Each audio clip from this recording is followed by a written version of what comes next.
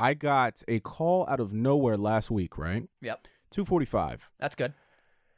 It's a radio station in where? Nowhere but Utah, right? And they're saying, your studio? I said, yeah. He said, we need an interview. I said, okay. They said, the guy can't come to your house. Can you do remote? I said, okay. The interview is at 4 o'clock. At 3:15, they're still deliberating whether or not they're going to use me. They're tracking other leads. It's really hectic. I'm trying to get my things together. It gets confirmed.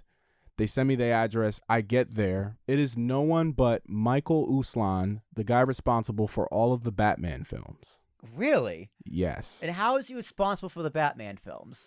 So this is an unknown, unnamed nonsense, talking with Tarashuk kind of story. But basically, he was pissed off.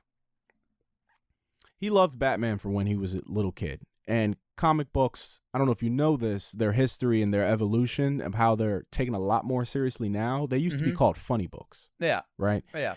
And it was fodder. It was for children. It wasn't respected as an American literature art form. It's still really not. It's still really not. It's still really not. However, with the transition from there back in the day where it was a joke to even suggest a comic book being on TV or in a movie. Right.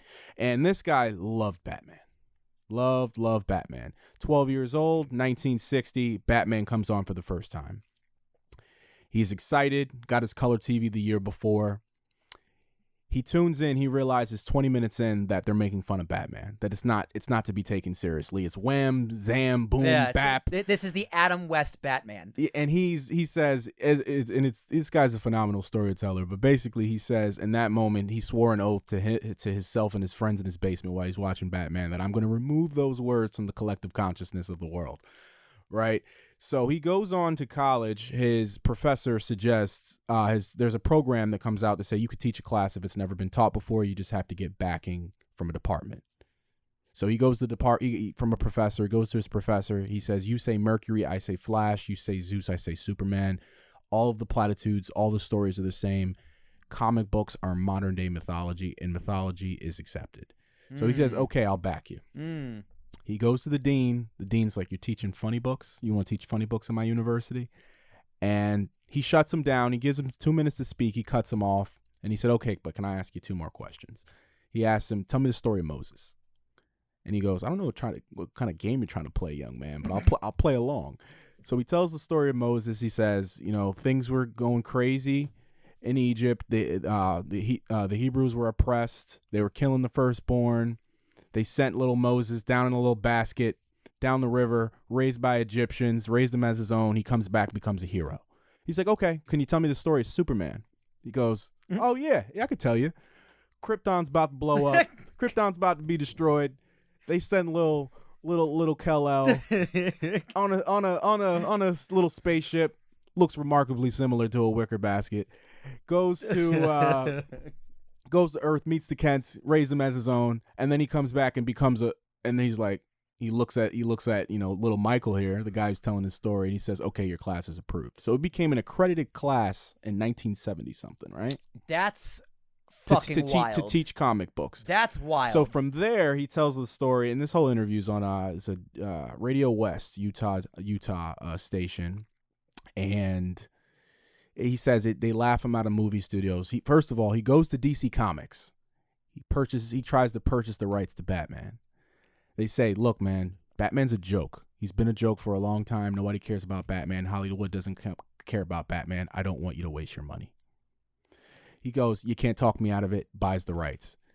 Gets laughed out of every movie studio for the next 10 years until the Michael Keaton Batman in 1989. And from there, as history tells, it opened the door for all of the other movies. And they came up with the idea that, because the whole idea was for Batman to be respected. Wait, is this the guy who has a credit in every single Batman movie? Exactly. I know who this guy is. I could pull him up. I could pull up a picture. Pull him up, because I don't know what he actually looks like. So I was watching, like it was one of those YouTube video essays, and it was like the history of Batman. It was a 3-part history of Batman, and this guy came up for he was a major part of it because he was the one who saw Batman as a serious character.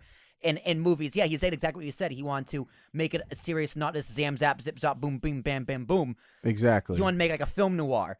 So he has a credit in every single Batman movie for the rest of time. Yeah, he does. So he's having a little trouble here pulling it up, but I'll pull it up in a second. Yeah.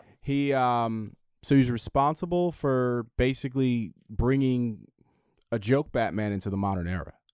And they even came up with a narrative because they want Batman to be taken seriously. So they're like, you know, how do we, for people who've never seen a comic before, how do we expect them to take seriously a guy who dresses in tights and is he's dressed like a bat?